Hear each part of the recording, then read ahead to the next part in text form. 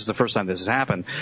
Going through customs is a whole other matter now, everybody. For those of you that are flying internationally, coming back into the U.S., you will now be fingerprinted, some case eye scanned, sniffing dogs all over the place, and there's total tension at customs, unlike anything I've ever seen. And it's apparent in everybody that was not only on my flight but on other flights coming in. It is so intense, the energy at LAX and in the U.S., especially here, because I've just started a debate in it, that it's such a massive contrast that it's not only social conditions from the economy and other things, those things matter, but to the intensity of the energy cannot be good on the health. It's I don't even know how to describe it. It's almost violent. It's walking into an energy system of anger, violence, and disarray. That's what it feels like. Very different than Panama. Okay, well, I got a new term for this, what you experienced at the L.A. airport and what you'll experience and been experiencing in L.A. We're going to call these entities the undead. And here's how the undead happened. You think 100 years ago, everybody read the newspaper in industrial societies, and they could share the same story for a day or two. The headlines was slower and instant. Then when you get radio and TV 50 years ago, it's instant but faster. But when you get in the digital age and people click and move through information questions, 24/7, and you take something like red wine. Well, one day it cures cancer, next day it causes cancer. All right? Mm-hmm. So the information overload aborts anybody's ability to think, to form a thought. And that's right.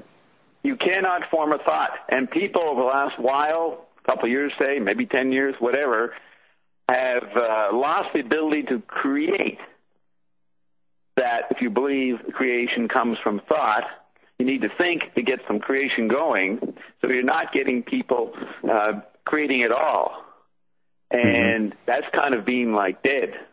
Yep. So if in the dead you can't, in the guff you can't create, then we have actually, technologically, the Android meme has created a condition where people are living as if they were dead, but they're not dead. And so there's a great passivity, and therefore other things create for them, which we call the Android meme, and then now the mystery landscape. So the tension is in the LA airport, you're among the undead. Hey, there's nothing, I can't emphasize enough to everybody that's listening. If you have a chance to take a full media fast and just unplug from everything, wow. It is such a huge difference. Talk about you sleep better, the anxiety level is way down. Everybody's in a rush.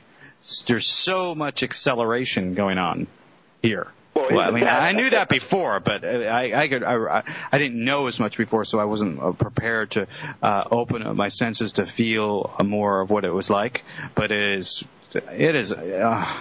If we were munched up like Japan with the same conditions and the same population, people would be killing themselves or killing each other in the streets. Nobody can form a thought or finish a sentence or anything without this constant state of anticipatory kind of everybody's waiting for a signal.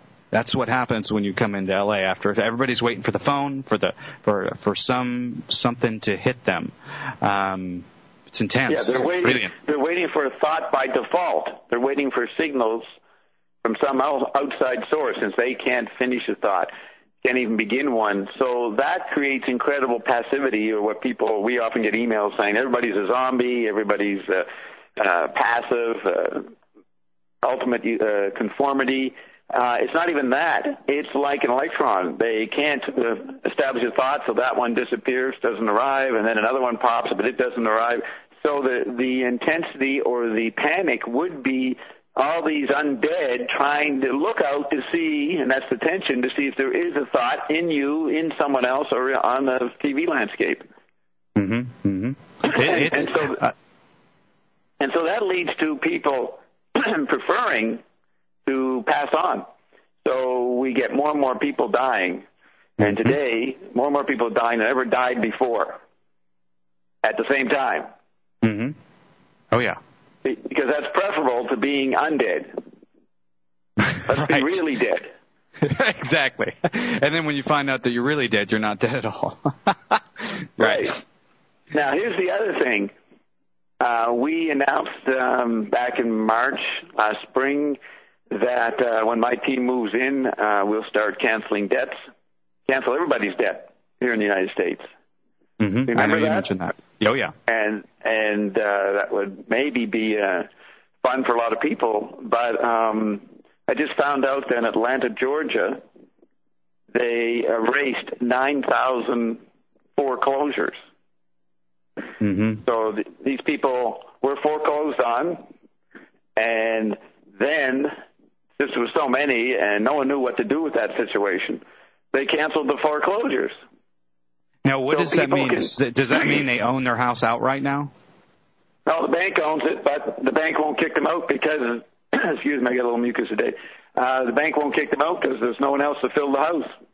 So people are actually able to stay in their homes. Well, that's good. That's the way it should be.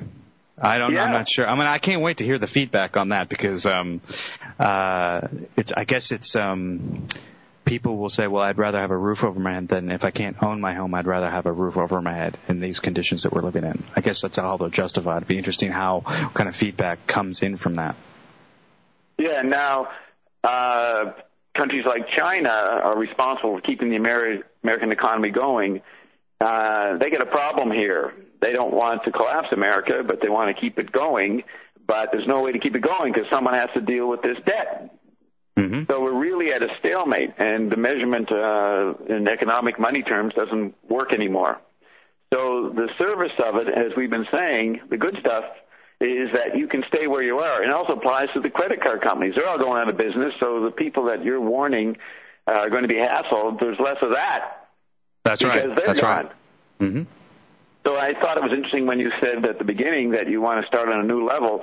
We do have to move to a new level here. It's you on Tuesdays and Thursdays can carry on the leftovers and still are panicking. You don't realize there's no problem. But that's right. We're at a new level now. The debt is being canceled. People don't have to pay their credit cards. And yet there's this incredible undead phenomenon going on. And I got a question, an email back on August 27th. Matthew, you forwarded it to me. James, okay, I never miss a show. I always get the rebroadcast dial-up. So Bob Neverett is my new hero, but I just don't see how he is so positive and upbeat. As the powers that be continue to centralize and move forward with mandatory vaccines, etc., I'm aware of all the stuff, the camps, and I disinform myself moment by moment, but I feel it coming like an animal. Interesting. Disinform myself. That's undead. I like that. I like that a lot. Disinform myself. Good. Right. He's not seeing himself as undead, but he's actually doing what everybody has to do. They disinform. They don't allow a thought to form. What can the average person like me do to help out humanity? I must be high. That's what people think when I bring their attention to the subject matter. Then he says, well, that's a rant. I just haven't dialed into how Bob can be so optimistic. Oh, I don't know if I would call myself optimistic or pessimistic. I liked what McLuhan used to say. He was neither. He was apocalyptic. And apocalyptic originally didn't mean, some people think it means Armageddon and a war, but it meant that there are no secrets. All is revealed. And so taking that angle, the way you get a clear view is to recognize all the terms are not relevant. So when he's feeling the camps are coming, there's no camps coming. The whole country is a concentration camp now. Right. Mm-hmm. And it's a strange new situation with the four bodies. You've got a Holocaust going on. You've got people being killed, but they're still walking around, the undead. Mm-hmm. So all the images you have of what you think you need to be afraid of and anticipate don't apply. And so disinform, if you're not able to think, then any images that are sent to you, don't rely on them. Kill those images. Right, disinform that way. Yeah, there's a phrase, creation by default.